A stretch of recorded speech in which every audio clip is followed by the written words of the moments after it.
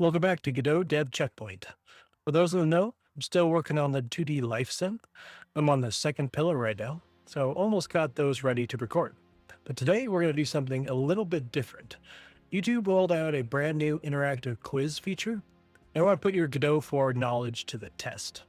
I prepared 10 questions ranging from basic GDScript to modern Godot 4.6 architecture. You can find these quizzes right below the video, just to the bottom right. Now, when the question pops up, you can use the YouTube quiz feature to lock in your answer. Keep track of your score. Let me know how you did in the comments. Let's jump right into question one. Question one. Godot 4 recently overhauled its 2D tile system. Which node is now the recommended standard for drawing 2D tile-based maps, replacing the old classic tile map node? Is it the A, tile grid, B, tile map layer, C, grid map 2D, or D, tile set node? The correct answer is B, tile map layer. Now, this was introduced to give us a way better performance and flexibility by letting us manage individual layers as their own nodes. Now, question two. In GDScript 2.0, which keyword replaced the old yield command to pause a function's execution until a signal is emitted? Is it A, pause, B, wait _for, C, defer, or D, await? The answer is D, await.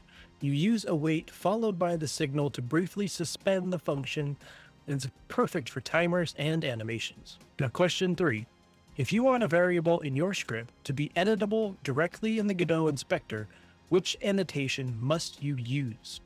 A, at export, B, at onReady, C, at inspector, or D, export _var? It's A, at export. Just drop at export in front of your variable declaration, and you can tweak it without ever opening the script editor. Now, question four. Coming from Godot 3 to Godot 4, the base class for all 3D objects was renamed. What is the base node class for all 3D objects in Godot 4? Is it A, spatial, B, object 3D, C, node 3D, or D, transform 3D? The answer is C, node 3D.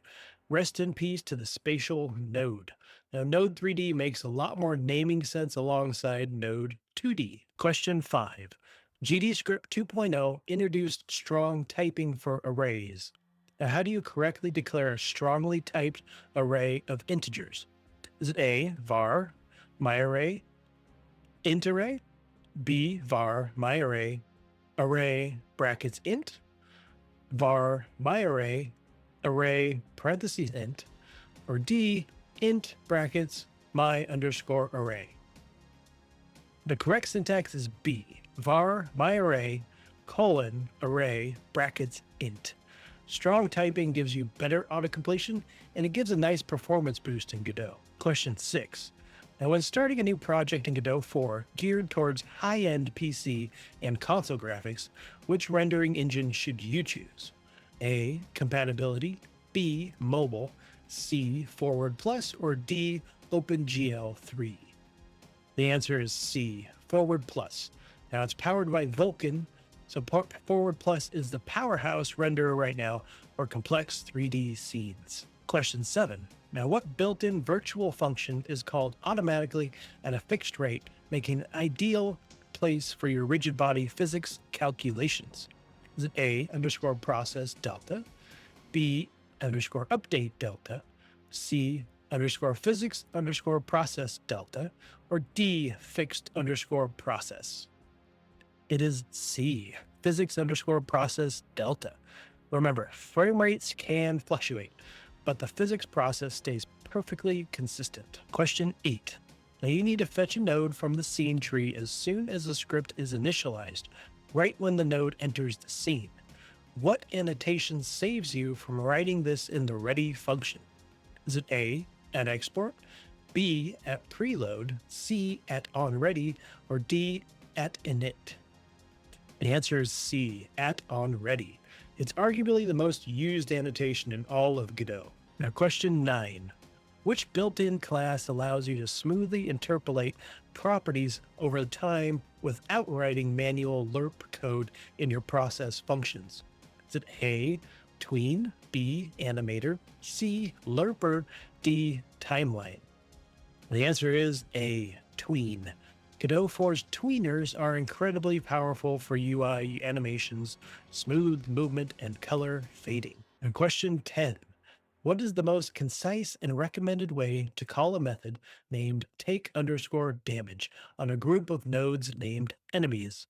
Is it A, get tree dot call group, parentheses enemies, take damage, B, group enemies dot take damage, or C, for node in group node dot take damage, or D, emit signal enemies take damage? The final answer is A, getTree.callGroup. It's a clean, built-in way to broadcast instructions to multiple nodes at once. And that's all 10 questions. Pencils down. Now, how did you do? Did the YouTube quiz feature work well for you? I really would love to know. And if you got an 8 or above, consider yourself a Godot master. Now drop your final score in the comments below so we can celebrate your dev checkpoint. Now, if you enjoyed this interactive format and want to see more, hit that like button, subscribe to the channel. And until next time, happy developing, and I'll see you at the next checkpoint.